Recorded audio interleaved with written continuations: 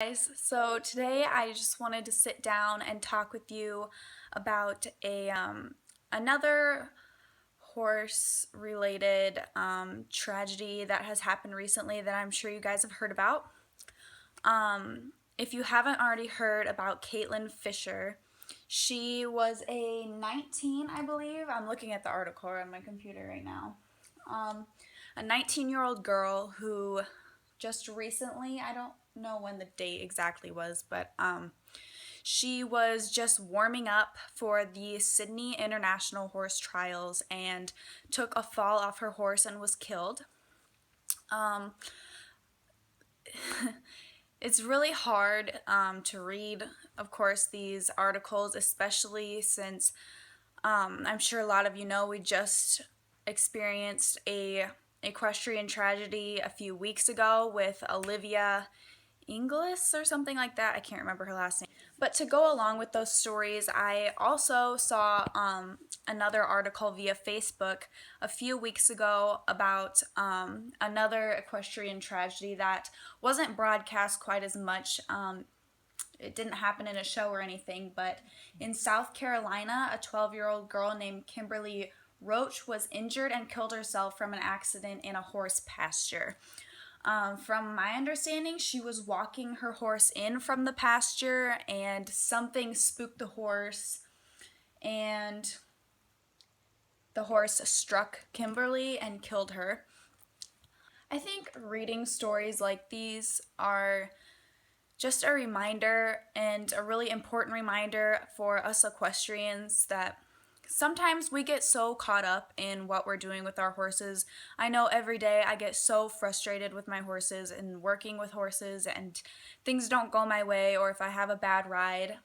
And sometimes I don't even think about it. I have so many good rides on my horses, and I have so many times where my horses are just perfect, and we really take that all for granted so much, and we don't even realize it. I mean, this girl, all of these girls, their horses could have been perfect all day, and then one thing, and it can cost them their entire life. I know Olivia's horse, she died and her horse died. And with Kimberly here, I'm looking at the article now, and it's just so unfortunate because I personally believe that horses are very predictable animals. Some say that they're not, and if you think that they're not, then that's totally your opinion. But in my opinion, they're very predictable animals. And if you don't think that they're predictable, chances are you don't know how to read horses.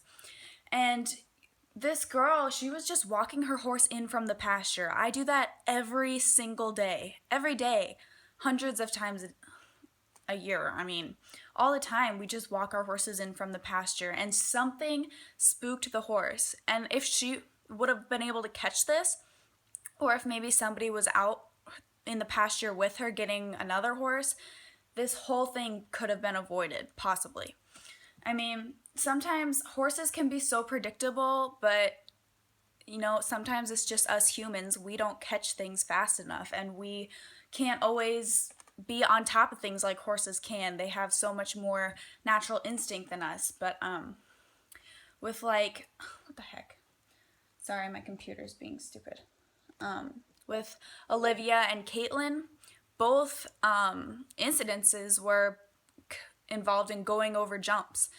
And it's just so sad because, I mean, I don't jump my horses, but if you jump your horses, think about how many times you can just get on your horse and just have a great ride and go over all the jumps and just be fine. I mean, we don't always think about, like, in an instant, if my horse refuses this jump or crashes the jump, you could lose your entire life. Obviously, my condolences go out to all of these families. I don't know what you're going through. I've never lost someone because of a horse or anything horse related. I've never really lost anyone really close to me, honestly. I honestly haven't. I will link all the articles down below in the description if you haven't read these. But yeah, it's a good reminder for us equestrians that get so caught up in showing and training our horses and working with horses and all the vet things that we have to deal with, that, you know, we could lose all of this so quickly, and we just have to keep that in mind, how lucky we are. But yeah, Raleigh Link 14, I don't know if you're subscribed to her, but she also made a really good video talking about this. I'll link that in the description below. I would have made a video like this for hashtag Ride for Olivia. Unfortunately, I was kind of late on the bandwagon for that, so I really didn't find out much about it till after the fact, but I'll link all the articles in the description so you can read them for yourself if you're more interested, and hope you guys enjoyed this video, and I'll see you